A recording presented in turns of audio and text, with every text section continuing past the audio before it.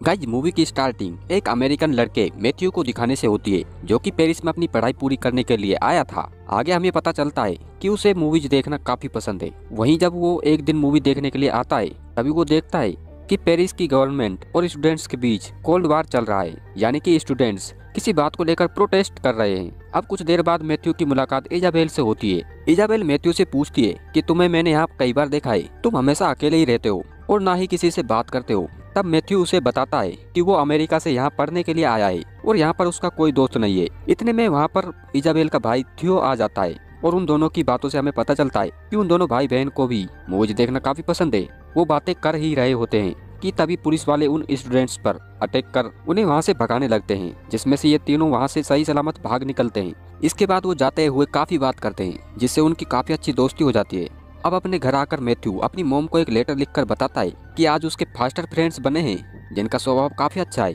अगले दिन थियो मैथ्यू को कॉल करके उसे अपने घर पर डिनर के लिए इनवाइट करता है, जिस पर मैथ्यू भी उसके घर आने के लिए मान जाता है। इसके बाद जब मैथ्यू उनके घर पर आता है तो हैरान रह जाता है, क्योंकि उनका घर काफी ज्यादा बड़ा था। आगे इजाबेल मैथ्यू को अपनी मॉम से मिलवाती है, जो कि आज उनके साथ डिनर करने वाली थी। और यहाँ पर हमें ये भी पता चलता है थियो और इजाबेल ने अपने पेरेंट्स को नहीं बताया, उन्होंने मैथ्यू को डिनर पर इनवाइट किया है। इसके बाद उनकी मॉम किसी तरह सब चीजें एडजस्ट करती है। इसके बाद इजाबेल मैथ्यू को अपने डैड से मिलवाती है, जो कि एक मशहूर फ्रेंच पोइट होते हैं। और फिर अगले सीन में हम उन सभी को डिनर करते हुए देखते हैं, जहां उनके डैड उन्हें पोएम के कुछ बारीकियां बता रहे थे, मगर मैथ्यू उनकी बातों पर ज्यादा ध्यान नहीं देता। जिस पर इजाबेल के डैड पूछते हैं कि तुम क्या सोच रहे हो। इस पर मैथ्यू पहले तो कुछ नहीं कहता, लेकिन उनके काफी जोर देने पर वो कहता है कि मैं लाइटर के बारे में सोच रहा हूँ कि कैसे वो टेबल पर रखी सभी चीजों से मिलता जुलता है, और मेरा मानना है कि हर एक चीज किसी दूसरी चीज से मिलती जुलती होती है। अब ये सुनने के बाद इजाबेल के डैड इम्प्रेस हो जाते हैं, क्योंकि उन्हें मैथ्यू की सोच काफी अच्छी लगी। साथ ही में वो ये भी कहते हैं काश थियो भी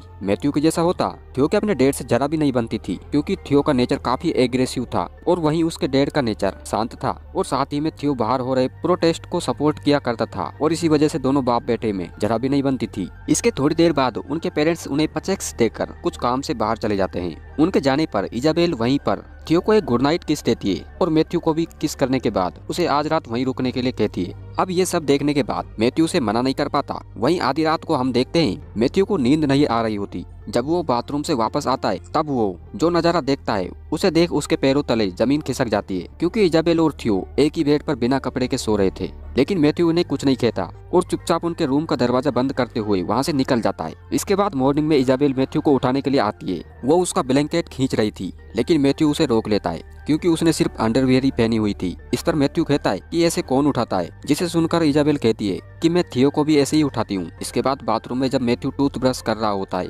तभी इजाबेल उसके पास आकर कहती है कि उसके लिप्स काफी खूबसूरत हैं, और वो उसे टच करने लगती है। साथ ही वो ये कहती है मैं इन पर लिपस्टिक लगाकर देखना चाहती हूँ कि तुम कैसे दिखते हो। लेकिन मैथ्यू इसे साफ साफ मना कर देता है। आगे मैथ्यू कहता है अब उसे उसके घर जाना चाहिए। इस पर थियो कहता है कि हमने तुम्हें यहाँ पर रहने के लिए इनवाइट किया है। दरअसल उनके पेरेंट्स अगले 1 महीने तक वापस नहीं आने वाले, इसलिए वो दोनों मैथ्यू को वहाँ रहने के लिए इनवाइट करते हैं। इस पर मैथ्यू इजाबेल से पूछता है कि क्या तुम्हें इससे कोई दिक्कत तो नहीं। इस पर इजाबेल कहती है कि ये मेरा ही आइडिया है। इसके बाद मैथ्यू अपना सामान लेकर वहाँ रहने के लिए आ जाता है। जिसके बाद जब वो लोग बातें कर रहे होते हैं, तभी अचानक से इजाबेल और थियो किसी मूवी का एक्ट करने लगते हैं, और मैथ्यू को इस मूवी का नाम बताना था, क्योंकि मैथ्यू ने लगभग सारी मूवीज देख रखी थी, इसलिए उसे इस मूवी का नाम पता होता है। ये देखकर दोनों भाई बहन हैरान रह जाते हैं और कहते हैं हम कब से तुम्हारी तरह के किसी को ढूंढ रहे थे, क्योंकि उन दोनों को एक मशहूर मूवी का एक्ट करना था, जिसमें 3 फ्रेंड्स एक बड़ी सी आर्ट गैलरी से भागते हुए बाहर निकलते हैं। अब ये सब सुनने के बाद मैथ्यू पहले तो मना कर देता है, क्योंकि वो ये सब करते हुए पकड़ा गया तो यहाँ की गवर्नमेंट उसे वापस अमेरिका भेज देगी। लेकिन दोनों भाई बहन के काफी ज्यादा कहने पर वो मान जाता है।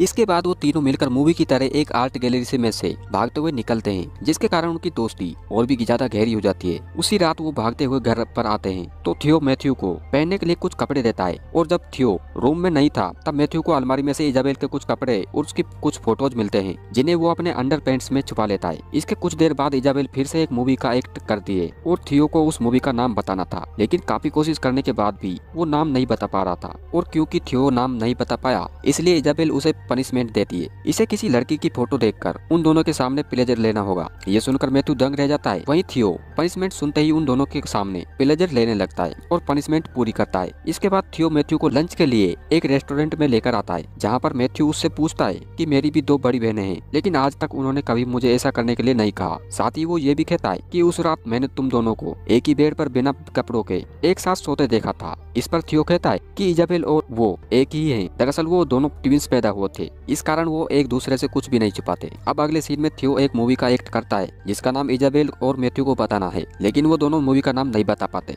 जिसके कारण थियो दोनों को पनिशमेंट देता है कि उन दोनों को उसके सामने ही इंटीमेट होना होगा, जिसके लिए मैथ्यू साफ साफ मना कर देता है। लेकिन इजाबेल बिना शर्माए खड़ी होकर अपने कपड़े उतारने लगती है, जिसे देख मैथ्यू वहाँ से भागने की कोशिश करता है, लेकिन थियो उसे पकड़ लेता है। जिसके बाद इजाबेल मैथ्यू की पैंट उतारती है, जहाँ पर उसे उसकी फोटोज मिलती है जो उसने छुपाई थी। अब इस सब के बाद मैथ्यू जोश में आ गया था और वो वहीं पर इजाबेल के साथ इंटीमेट होता है। वहीं इजाबेल के चेहरे को देखकर हम समझ पाते हैं कि ये उसका पहली बार है, जिससे मैथ्यू भी समझ जाता है कि इजाबेल और थियो के बीच में कुछ भी नहीं हुआ था, जैसा वो समझ रहा था। अब आगे हम देखते हैं कि थियो भी इजाबेल और मैथ्यू को देख रहा था। इस सब के बाद मैथ्यू उनसे कहता है कि इस बारे में उनके पेरेंट्स को पता चल गया तो क्या होगा। इस पर इजाबेल कहती है कि वो दिन कभी नहीं आएगा और अगर उन्हें पता चल जाता है तो मैं सुसाइड कर लूंगी। इसके बाद जब तीनों एक साथ नहा रहे थे, तभी इजाबेल मैथ्यू को उसके प्यार के सबूत के तौर पर उसके प्राइवेट पार्ट को सेव करने के लिए कहती है, लेकिन मैथ्यू साफ साफ मना कर देता है और उल्टा वो उन दोनों को ही सुना देता है कि तुम दोनों अब बच्चे नहीं रहे, इसलिए बच्चों की तरह बर्ताव करना बंद कर दो। आगे वो इजाबेल से पूछता है कि तुम कभी थियो के अलावा